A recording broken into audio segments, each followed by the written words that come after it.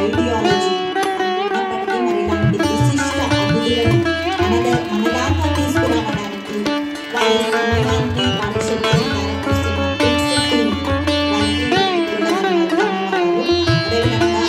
Pics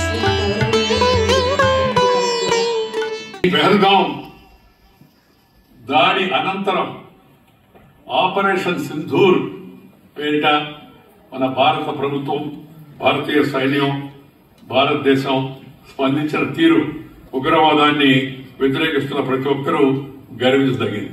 ఆ సమయం, ఆ ప్రొసెషన్, ఆ ప్రార్థన, ఆ ప్రొసెషన్ తెల్లవారుజామున వాడు నిద్రలో సరిగా నిద్రపోకముందే లేదా నిద్ర లేకముందే 25 నిమిషాల్లో వెళ్లి ఆ దేశంలో ప్రవేశించి అక్కడ ఉగ్రవాదులకు శిక్షణ ఇస్తున్న శిబిరాలను గుర్తించి సరిగ్గా పక్కన ఉండే పౌరులకు ఎవరికి దెబ్బతలకుండా నేరుగా ఉగ్రవాద శిబిరాలపై దాడి జరిగి మళ్ళీ తిరిగి వెనక్కి రావడం అవుతుందో ఇది చరిత్రలో ఒక అపూర్వమైన సంఘటన అని చెప్పని ఈ సందర్భంగా మనం చేస్తున్నాం.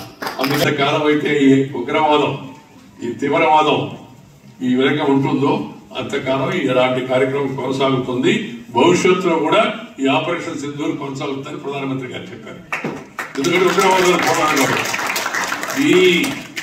ఈ పహల్గాం సంఘటన ప్రపంచ మానవాళి చరిత్రలో అత్యంత హేయమైన దుర్మార్గమైన చర్య అది. ఈ యొక్క మనం ఎవరి విషయాల్లో జోక్యం చేసుకోం, కానీ పాకిస్తాన్ మన భారతదేశం యొక్క అంతరంగ వ్యవహారాల్లో జోక్యం చేసుకుంటుంది. ఇక్కడ ఉన్న తీవ్రవాదాన్ని ప్రోత్సహిస్తుంది. ఇక్కడ ఉన్న జనాన్ని తప్పుదారి పట్టించే ప్రయత్నం చేస్తుంది. మన సిద్ధాంతం ఏం చెప్పినా పాకిస్తాన్ తో సహా అందరితో స్నేహంగా ఉండాలని మన ఉద్దేశం.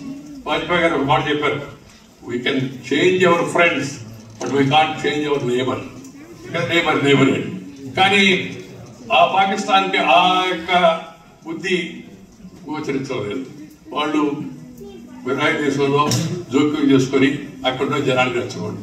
ఆ పహల్గాం ఘటనలో కూడా చూడండి, ప్రతి ఒక్కరిని గుర్తించి కొంతమంది దుస్తులు ఇప్పించి ఆ తర్వాత వాళ్ళ మతం ఏందని అడిగి వాళ్ళ మత పరమైన యొక్క ప్రార్థనలు ఉత్సాహాలను గమనించి గుర్తించి వేరువేరు చేసి సఫలమవుతుందో వాళ్ళ దుర్మార్గం యొక్క దుర్బుద్ధికి అది తార్కాణంగా ఉంది.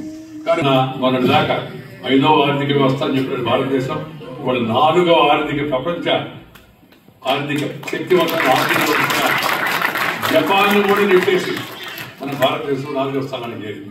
ఇదే విధంగా కలిసికట్టుగా అభివృద్ధిని సాగిస్తే గత 10 ఏళ్లలో మోడీ గారు తీసుకొచ్చిన సంస్కరణలు, అలాగే దేశ ప్రజలందరూ కూడా కలిసికట్టే చేసిన కృషి, మన దేశంలో ఉండే శాస్త్రజ్ఞులు, మన దేశంలో ఉండే ఆర్థికవేత్తలు, మన దేశంలో యువ విజ్ఞానులందరూ కలిసి చేసిన ప్రయత్నం కారణంగా ఇవాళ మనం 4వ స్థానానికి చేరుకున్నాం.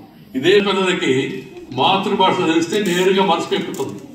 అట్లా కాకుండా ఇంగ్లీష్ భాష చెప్పామనుకోండి, వాడికి భాష నేర్చుకోవాలా, విషయాన్ని నేర్చుకోవాలి, 2 నేర్చుకోవాలి, 1 కాదు. చాలా సింపుల్ సాదాసీదాయ మాట చెప్తున్నాను మీకు. మాతృభాష చదువుకుంటే నేరుగా మనసుకు ఎక్కుతుంది.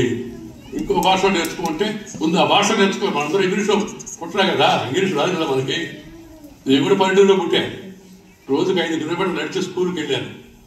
వీధి బడిలో చదువుకున్నా, ఇసుక పైన రాశాను. చాలా మంది అనుకుంటారు, చాలా మంది తెరవడం బాగా అనుకుంటారు, సార్ ఇంగ్లీష్లో చదవదు సార్, పైకి బాగు సార్ అని. నేను ఆ కుర్రోడు కుర్రోడి మాట్లాడుతున్నప్పుడు స్లిప్ పంపించేవాడు, సార్ మీరు ఎంత బాగా చెప్తున్నారు కానీ ఇంగ్లీష్లో చదువుకోకపోతే మనం పైకి వెళ్ళలేదు సార్ అని.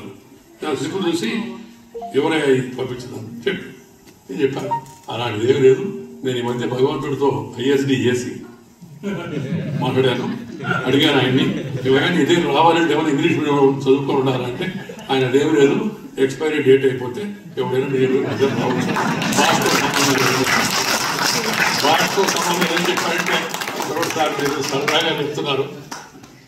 నేను చెప్పిన సార్ పైకి అన్నారు, నాకు ముందే తెలుస్తుంది ఆ డిఫరెన్షియేట్, కానీ కావాలని వాడు ఎప్పుడు చెప్పారు. అతను ఈ భారతదేశ రాష్ట్రపతి, ఆనాడు రాష్ట్రపతి రామ్నాథ్ కోవింద్, ఇప్పుడున్న రాష్ట్రపతి ద్రౌపది ముర్ము గారు, ఈ భారతదేశానికి ఉపరాష్ట్రపతి 2వ అత్యున్నత రాజ్యాంగ పదవికి పోయిన వెంకయ్యనాయుడు, ఈ దేశంలో ప్రధానమంత్రిగా ప్రపంచమంతా గుర్తించే పేరుగాంచినట్టు శక్తివంతమైన ప్రధానమంత్రిని పేరు తెచ్చుకున్న నరేంద్ర మోడీ, నిన్నటి వరకు సుప్రీంకోర్టు ప్రధాన న్యాయమూర్తిగా పనిచేసిన నూతలపాటి వెంకటరమణ, అందరూ మాతృభాష చదువుకున్నామే. రాష్ట్రపతి, ఉపరాష్ట్రపతి, ప్రధానమంత్రి, సుప్రీంకోర్టు ప్రధాన న్యాయమూర్తి మాతృభాష చదువుకుని పైకి వస్తే ఇంకంతకన్నా పైకి అయిపోతాం.